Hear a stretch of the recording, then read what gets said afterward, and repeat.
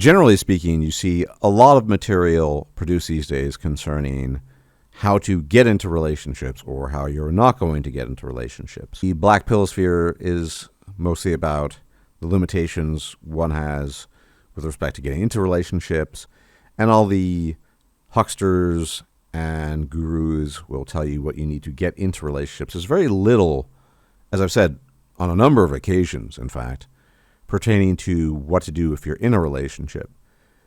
But I want to address a major issue any man is going to have in the context of a relationship, and that is the concept of "she's like the wind." Now, technically, this song by the late Patrick Swayze was produced in a context unrelated to what I'm talking about, but it still captures the essence of what I will be addressing in this video. You see, generally speaking, and there are data to back this up, in terms of long-term continuity of a relationship, looks become much less predictive. And we see this in numerous examples, Angelina Jolie and Brad Pitt being a very prominent one, but there are others. And ultimately, what a lot of guys forget is that women have a much lower threshold for dissatisfaction in the context of a relationship. And dissatisfaction can take on all number of dimensions. So with a guy who might be in a relationship, if the relationship is something like 70 to 80% okay with some minor things, maybe 25% is not exactly to his liking, but the majority of things are to his liking, he'll say, it's pretty good, it's good enough, it's fine. And this is the critical difference between men and women, and ultimately what leads frequently to the breakdown of relationships, and that is, frankly speaking, the fickleness of women. So a guy might say, well, 80% of this relationship is good and 20% isn't exactly what I want, but it's good enough. But a woman will go even further. She'll say, well, 90% of this relationship is good, but 10% of it is not exactly what I want. And she will hyper-focus and hyper-fixate on the 10% that's missing if 90% of it is good.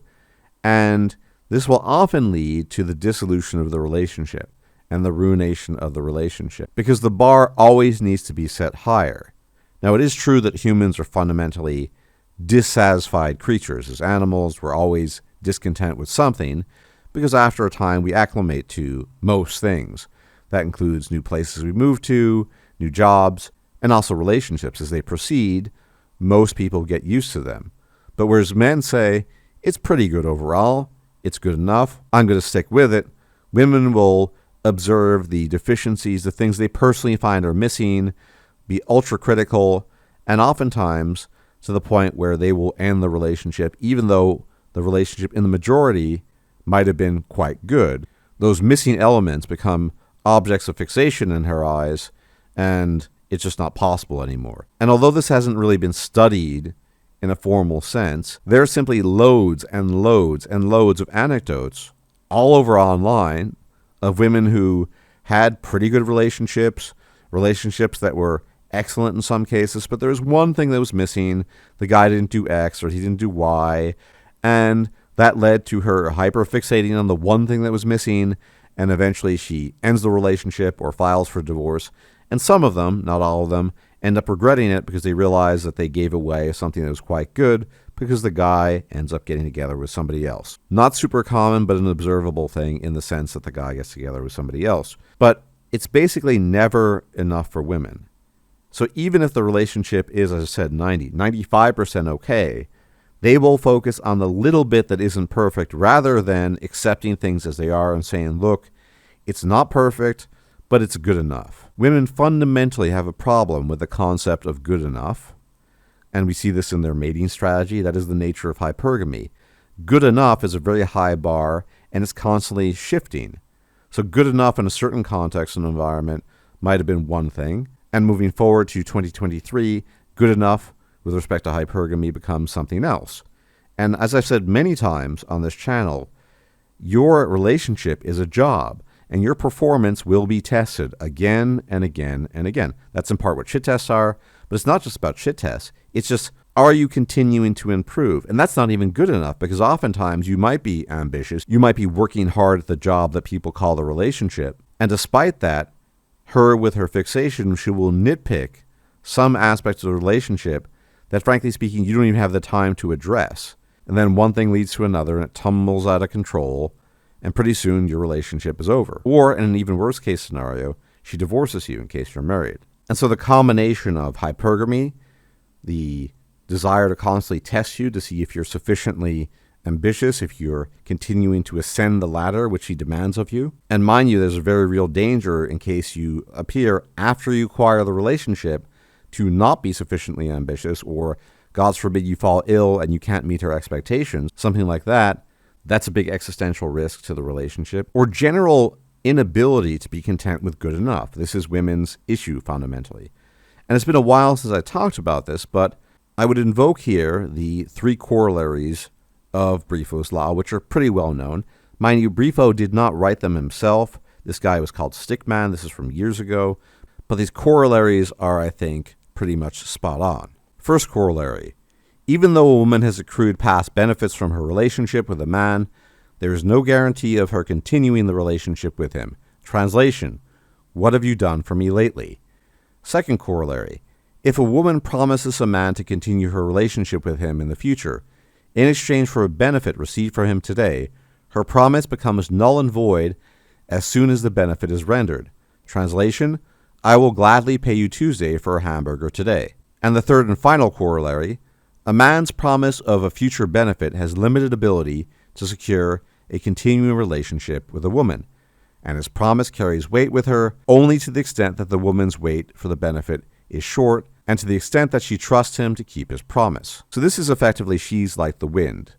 And if you're in a relationship, no matter how good looking you are, you will eventually come to this point where she will be asking what she gets out of it. Women are very bad about appreciating the things you've done for them if it's not very, very recent. Whereas men typically operate on a much more honor-based system. Men remember the favors and help rendered onto them and vice versa. But for women, the combination of hypergamy, pickiness, as well as just general inability to be satisfied with good enough can often lead to these situations. And fundamentally, the question must be asked, what does that mean for the man in the relationship?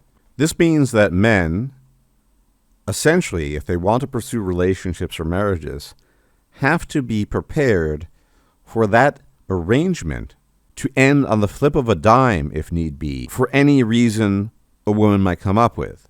Again, we all know that women initiate most divorce. They usually end the relationship. There are exceptions. We're talking about the majority of cases. And for whatever reason she thinks is valid or justified, she can and will end the relationship. And you as a man have to be prepared for that because, again, she's like the wind. And I want to cite Petey the Punani Slayer. You might know him, the Lord of Gingers, who has said multiple times with respect to his relationship that he is prepared and accepting of the fact that and GF might give him a call and say it's over because it's raining too much today. Now, obviously, that's a bit of hyperbole, but you get the point. It can end for any number of reasons, real or imagined, on her part. And ultimately, maybe it helps somewhat if you're a Chad, you're really attractive, you're earning a lot, whatever it might be, but that is not a guarantee. Again, we have no idea, ultimately, in terms of the details, what makes a relationship work for a long period of time. Entering relationships, yeah, tons and tons of stuff about looks for sure, but long-term relationships, continuity, maintenance, everyone thinks they have the key, but if you look at the research and just observe more broadly, it seems to vary wildly and nobody really knows what's going on. Or to put it another way, women get over it and men deal with it. And sometimes, because of things like monkey branching, she's already to facilitate the next relationship and she's already moved on in her own head. Fundamental to understanding this is that women are perpetually dissatisfied with the status quo, can't be good enough really ever. There always needs to be something extra. And even if you're ambitious and you're striving for that extra thing, she will find something that at least potentially, doesn't have to be the case, potentially can be a reason for her to end the relationship. Again, see the corollaries of Briefo's law and observe female behavior more broadly. They are hardwired to be super choosy, and they are hardwired to act upon that choosiness, which includes being dissatisfied with the slightest deviation from perfection, if need be. Anyway, as always, thank you for tuning in. Many special thanks to my patrons. You guys are the best. You keep the channel alive. Equal thanks to the people on PayPal. You also keep the channel alive. Much appreciated. As for everyone else, if you can like the video, share the video, leave a comment, sub if you haven't done so. Be much appreciated. Supposedly that helps with the channel. I've heard. May the gods watch over you. I'll check you out next time if I'm still alive. Bye-bye for now. If you liked this video, please like, share, and subscribe. And if you enjoy my content, please consider making a donation or becoming a patron. Thanks for watching.